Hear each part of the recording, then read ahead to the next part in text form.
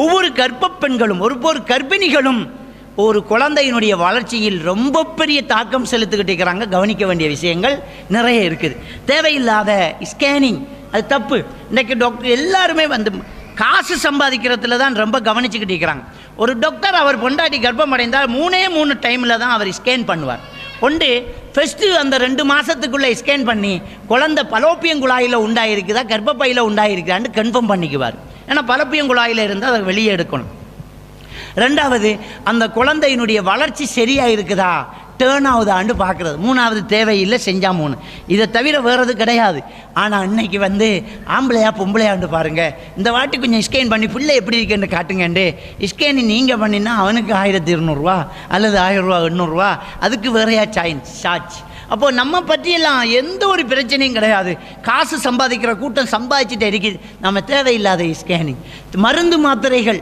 நான் கர்ப்பமாக இருக்கிறேன்னு சொல்லித்தான் காய்ச்சலுக்கு கூட மருந்து எடுக்க வேண்டியிருக்குது. சில மருந்துகள் ஒவ்வாமையாக இருக்கும், அது குழந்தைக்கு நல்லதில்லை. சாப்பிட்ற சாப்பாட்டை கூட பழையவங்கள்ட்ட கேட்டு சாப்பிட வேண்டியது. இது நல்லம்மா அம்மா, இதை சாப்பிடலாமா, இதை எடுக்கலாமா அம்மா, இதை சாப்பிடலாமா, நம்ம கேட்டு சாப்பிட வேண்டி இருக்குது. அதெல்லாம் நம்ம ரொம்ப கவனிக்க வேண்டியது.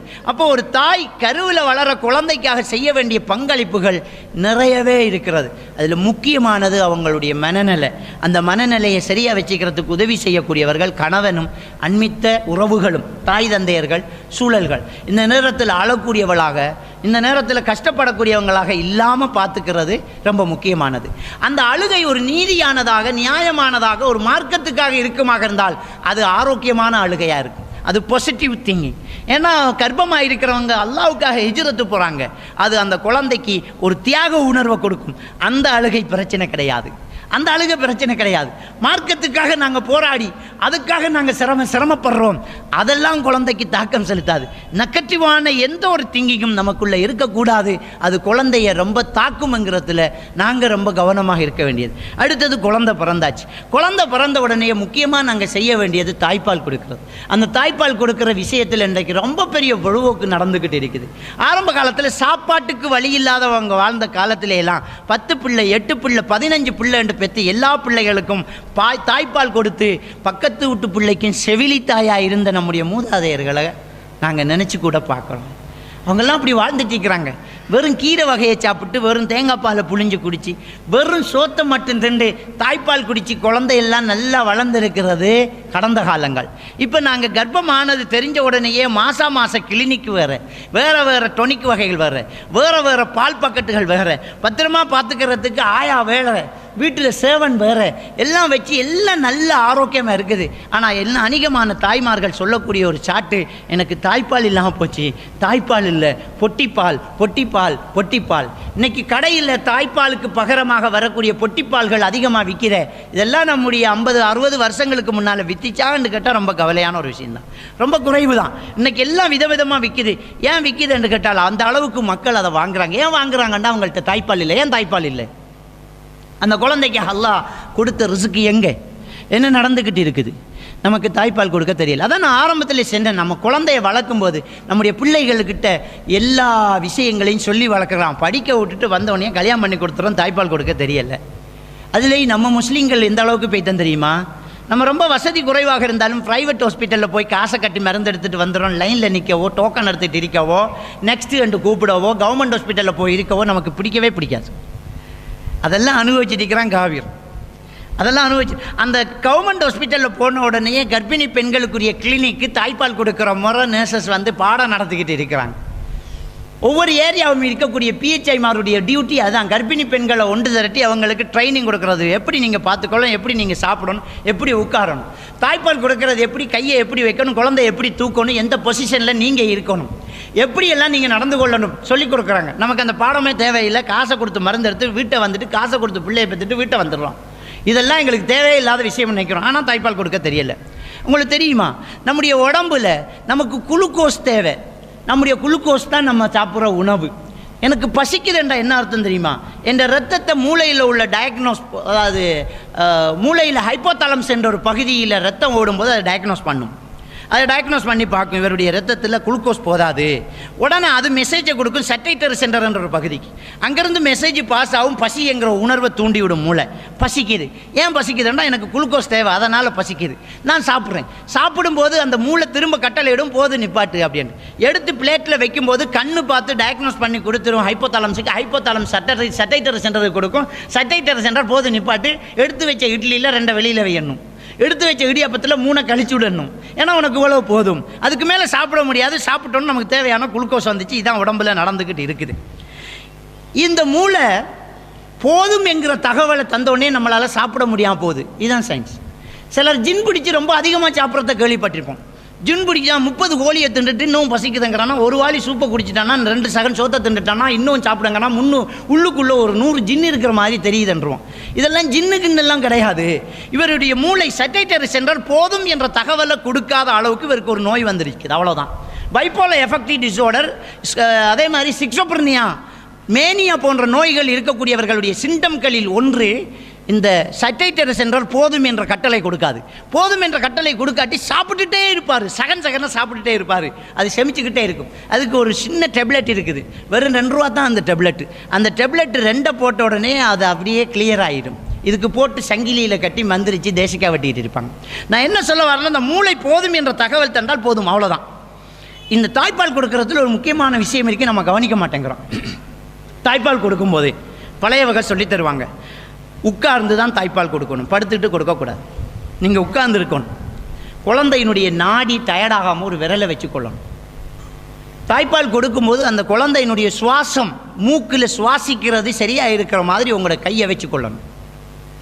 இது ரொம்ப முக்கியம். தாய்ப்பால் கொடுத்து முடியும் வரைக்கும் உங்கள் குழந்தை முகத்தை பார்த்து நீங்கள் பேசிட்டு இருக்கிறது நல்லது, அல்லது பார்த்துக்கிட்டு இருக்கிறது நல்லது. இப்படி உங்களுக்கு சொல்லி தந்திருக்காங்க. ஆனால் நம்ம அந்த கிளாஸுக்கு போகிறதில்லை. அந்த குழந்தை ஒரு பக்கம் வாயை வச்சு தாய்ப்பால் குடிச்சிட்டென்றால் அதுவா வாயை விடும் வரைக்கும் நீங்கள் எடுக்கக்கூடாது, அது விட்டால் தான் நீங்கள் அடுத்த பக்கம் வைக்கணும்.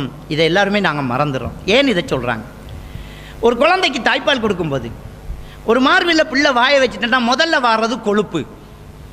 முதல்ல அந்த குழந்தைக்கு தேவையான ஒரு அளவுக்கு கொழுப்பு வரும். அதுக்கு பிறகுதான் செலக்ட்ரோஸ் என்கிற ஒரு பதார்த்தம் கலந்த தாய்ப்பால் வரும். இந்த செலக்ட்ரோஸ் என்கிறது ஒரு குழந்தையினுடைய மூளை வளர்ச்சிக்கும் நரம்பு மண்டல வளர்ச்சிக்கும் ரொம்ப தேவையானது.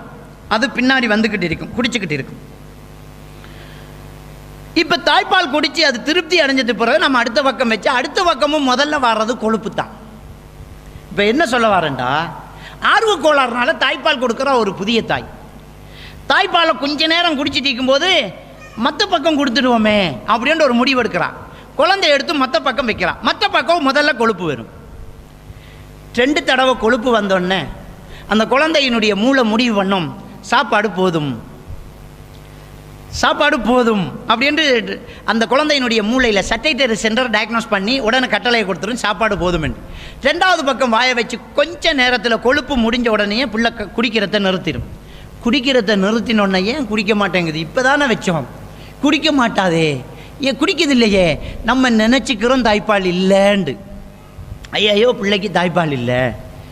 அப்போ உடனே பிள்ளை பசியோடு இருக்குதுன்னு கவலை வேறு. உடனே பொட்டிப்பாலுக்கு மாறும். கொடுக்கிறது குறைந்தால் சுரக்கிறது குறையும். பால் குடி மரப்பிக்கிற அப்படித்தானே, நீங்கள் கொடுக்குறத குறைச்சிக்கிட்டே வந்து நிப்பாட்டினா சுரக்கிறது குறைஞ்சிக்கிட்டே வந்து நின்றுந்தானே. அப்போ நீங்கள் தாய்ப்பால் இல்லைன்னு நினைக்கிறீங்களே தவிர தாய்ப்பால் இருக்குது. நடந்த தவறு என்ன, 2 பக்கம் மாறி மாறி கொடுக்கறதுனால 2 தடவை கொழுப்பு வந்தால் குழந்தைக்கு போதுமாகுது. இதுதான் விஷயமே. அதனால் தாய்ப்பால் கொடுக்கும்போது ஒரு தடவை ஒரு மார்பில் வாயை வச்சு அந்த குழந்தை தானாக குடித்து முடியும் வரைக்கும் எடுக்கக்கூடாது. இது முக்கியமான ஒரு விஷயம். இதில் ரொம்ப கவனமாக இருக்கணும். அடுத்தது நீங்கள் கேள்விப்பட்டிருப்பீங்க, பெரிய உளவியல் அறிஞராக ஒருத்தரை சொல்லுவாங்க, சிக்மெண்ட் ஃப்ராய்டுண்டு. நான் இஸ்லாத்துக்கு வெளியில் இவனையெல்லாம் தூக்கி பிடிக்க வேண்டிய அவசியம் கிடையாது, அவனெல்லாம் காபீர். ஆனால் அவன் சொன்ன தத்துவங்கள் மார்க்கத்தோடு ஒத்துப்போவதை அப்பயாச்சும் புரிஞ்சிக்க மாட்டீங்களான்னு சொல்கிறேன். சிக்மெண்ட் ஃப்ராய்டினுடைய தத்துவ கொள்கைகளில் கிட்டத்தட்ட ஒரு அரைவாசிக்கு மேலே எதிர்க்கப்படுது. அவன் பிள்ளையே அவன் மகளை அவனை எதிர்த்து பேசியிருக்கிறான். ஏன்னா அவனுடைய எதிர்ப்பால் கவர்ச்சி கோட்பாட்டு தத்துவம் ரொம்ப ஆபத்தானது, அது பிழையான ஒரு தத்துவம். அவன் ஒரு விஷயம் சொல்கிறான், அது ஏற்றுக்கொள்ளப்பட்டது. 1 வயசுக்குட்பட்ட குழந்தை தாய்ப்பால் குடிக்கும்போது திடீரென்று நிறுத்தப்பட்டால் அந்த குழந்தையினுடைய மனதில் ஒரு தாக்கம் ஏற்பட்டு பெரியவரானதுக்கு பிறகும் அவருடைய பிஹேவியரில் மாற்றம் பெறும். விடாமல் சிகரெட் குடிக்கிறது, அடுத்தவங்களை தாக்கி அறுத்து பேசுறது, தாய்ப்பால் குடிக்கும்போது ஏற்பட்ட தாக்கம் அப்படின்னு சிக்மெண்ட் ஃப்ராய்டு சொல்கிறான். அப்போ என்ன நடக்குதுன்னு சொன்னால், திடீரென்று குடிச்சிட்டு இருந்ததை நிறுத்தின உடனே நம்முடைய வாயால் வந்த இன்பம் எங்கே என்ற ஒரு தேடல், விரல் சூப்புறது அதால் வருது.